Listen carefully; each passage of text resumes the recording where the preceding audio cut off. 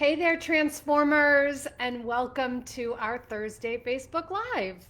So, today we're going to talk about something that is really key when we are wanting to create momentum to move forward toward our dreams, toward our desires, to fulfill our more meaningful life. And we're talking about the way that action alleviates overwhelm. So if you are someone who historically resonates with constantly feeling overwhelmed, constantly feeling anxiety about which direction to go in, what step to take next, which side of the fence to put your foot down on, metaphorically, this is for you.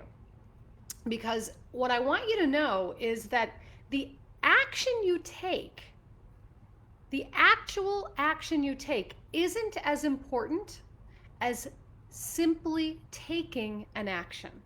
So I really want you to hear that, because if you're anything like I used to be, you are likely a perfectionist or, type A, or really concerned about the perception of others. So you're going to want to make sure that you do the right thing all the time. But waiting to do the right thing, waiting for the right action, will actually inhibit your momentum. So it's not about finding the right action or the perfect action. It's simply about finding the next action that can propel you in a direction, so that at that point you have a choice to make. You can see, is this the direction I want to be going in, or do I want to course correct? Really important to remember that you can always change course. You can always make a different choice. And that's what's going to move you forward. So I want you to remember that action will alleviate your anxiety. Action will alleviate your overwhelm. If you are feeling all consumed and sort of caught up in your own thought, caught up in your own mind, caught up in your own fear, taking a step in any direction is going to support you. Hi, Julie. Hi, Julie. Hi, Shamika. And hi, Teresa. Welcome, welcome. Happy that you're here. So it's really critical that you at least take a step toward where you want to go, so that you can begin the momentum, so that you can begin movement. Because here's the thing, if you don't move in the direction of your desire, you're stuck, right? We all know what it's like to feel stuck. We're stuck when we're sort of straddling that proverbial fence, not putting a foot down on either side. Nothing's going to happen unless we take action. Nothing's going to happen unless we're willing to take action. So it's simply about making a choice, putting your foot down, and taking the next step. And then from there, we can always be reassessing and recalibrating as we go.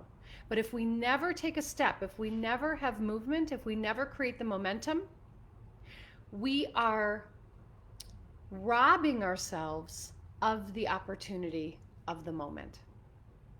So if you are someone who, like I was saying before, historically has related to taking action as having to be perfect, as having to be right, as having to be big, as having to be all or nothing, I really want you to hear that it's the reverse. It's about a small action in a direction that's going to give you a different perspective, that's going to open up new options or opportunities that weren't previously available to you, so that you can have a different vantage point, so that you can have a different perspective. Hey there, MJ. Hi, Tamara. Hi, Reenie, honey. Ah, thank you. Hi, Gina. Hi, Yvonne. Hi, Naroma. Hey, Debbie. Hi, Wendy. So happy that you're all here. Welcome, welcome. And before I forget, if you have not yet gotten my latest freebie, I've got the link in the caption, and you can get it at nancylevin.com/reinvent.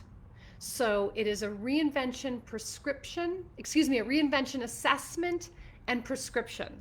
So it is a way for you to actually calculate your own readiness for reinvention. And I'm going to give you the prescription, a clear-cut guide to taking the big leap. Because the way I look at reinvention is it's really a return to your own essence.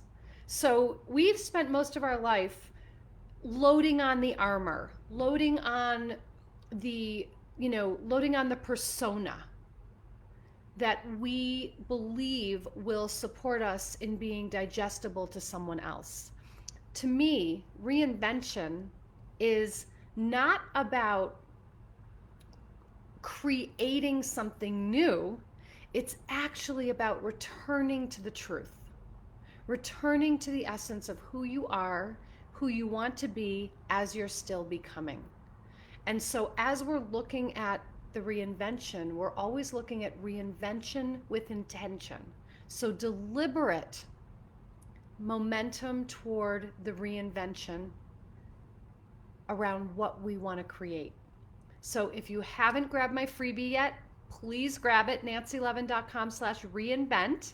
And what I'll let you know is that for the month of September, I'm actually doing I have a pop-up Facebook group called Reinvent with Intent.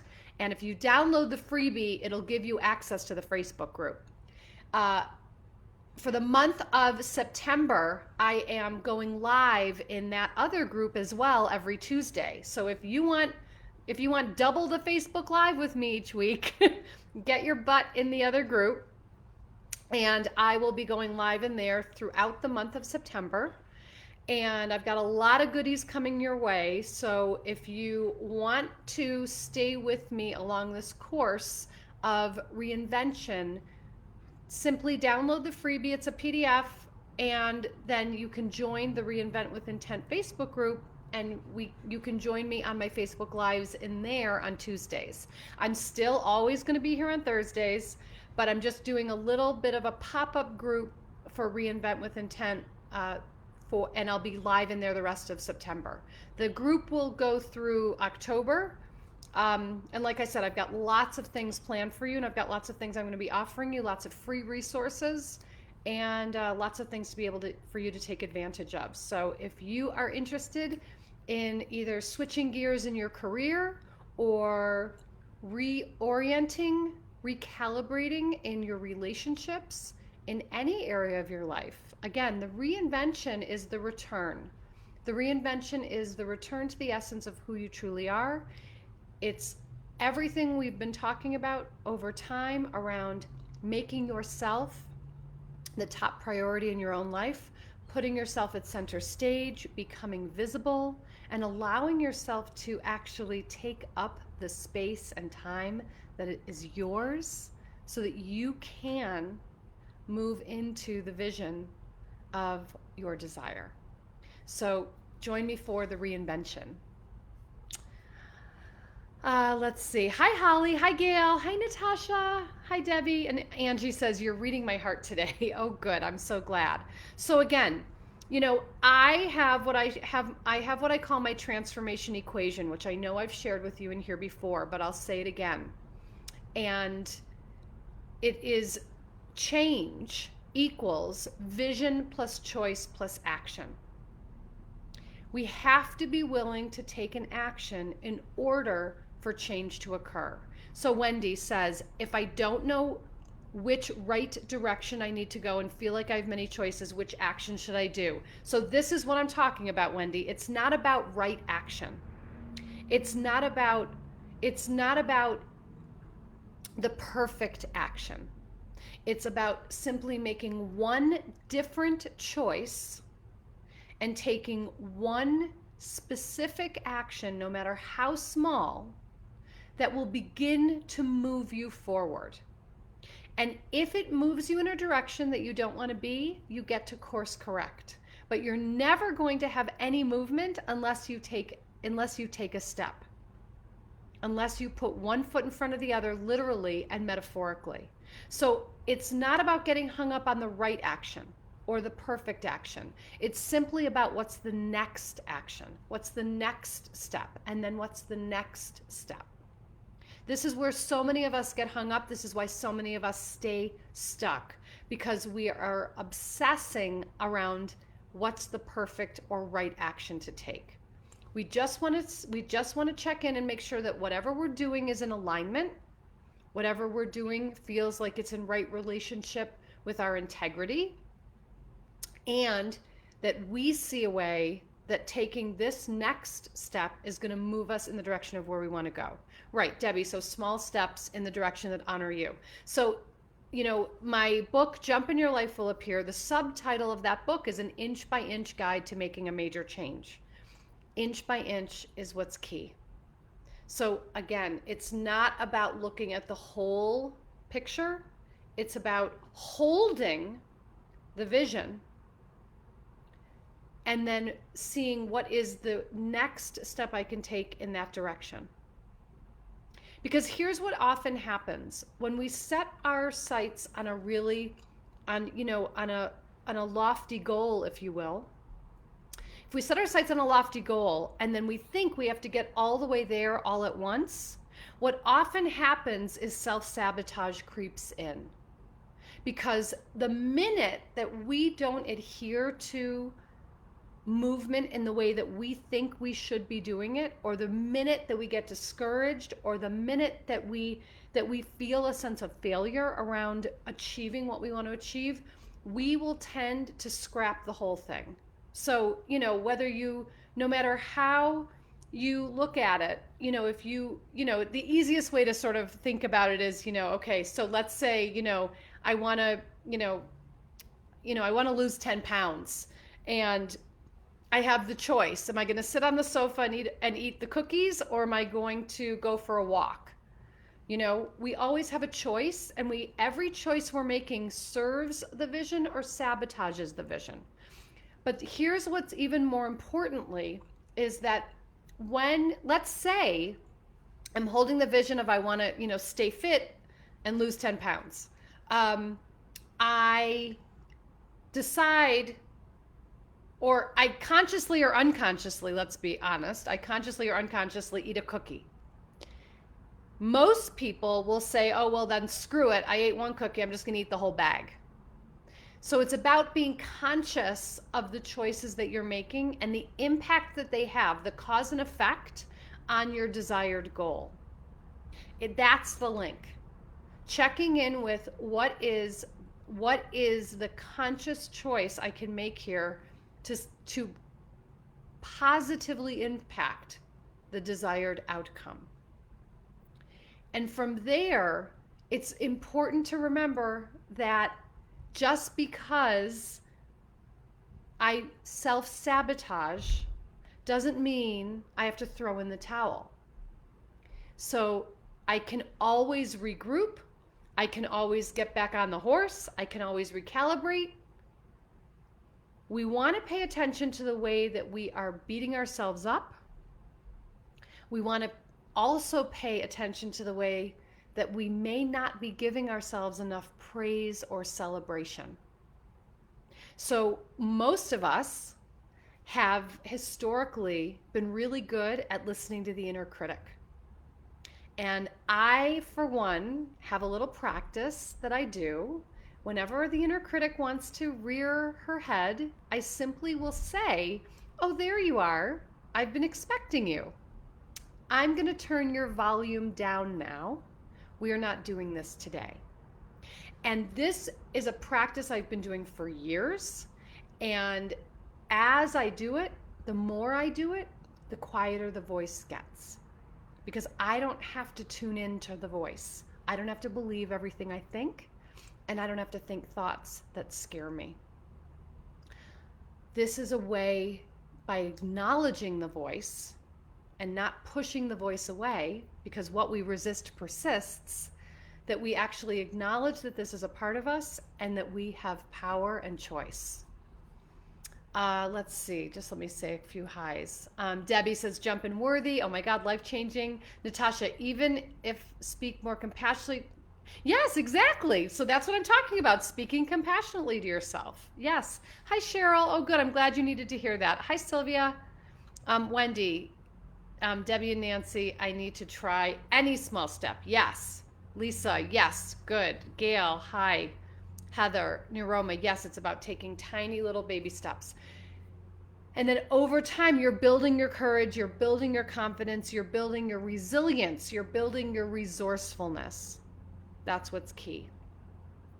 Okay, so one baby step you can take today is to download the freebie.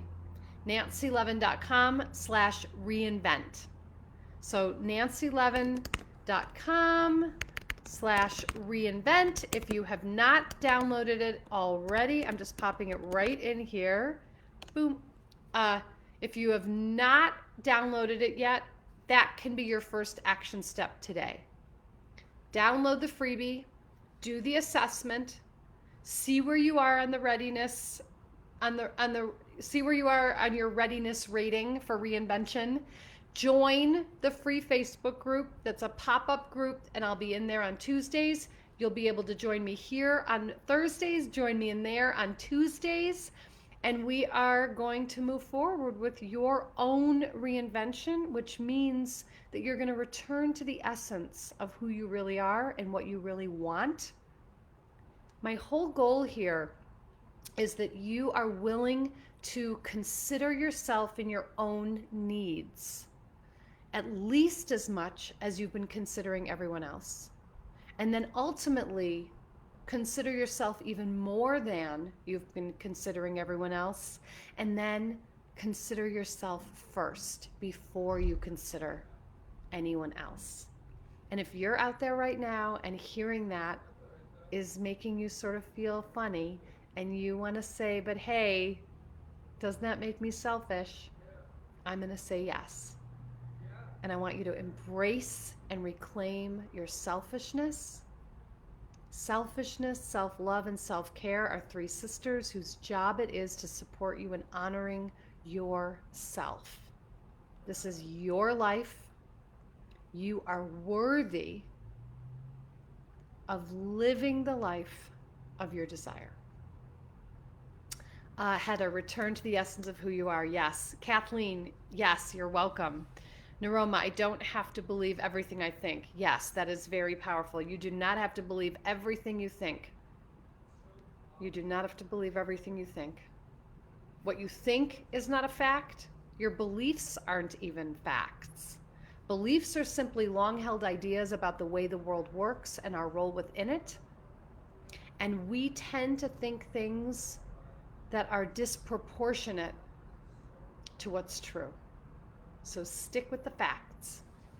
All right, loves. So again, if you have not yet downloaded the freebie, I encourage you to do so. Let that be your one action to take to move you in the direction of your dreams. And I will see you back in here on Thursday, and I hope that I'll see you in the other group on Tuesday as well.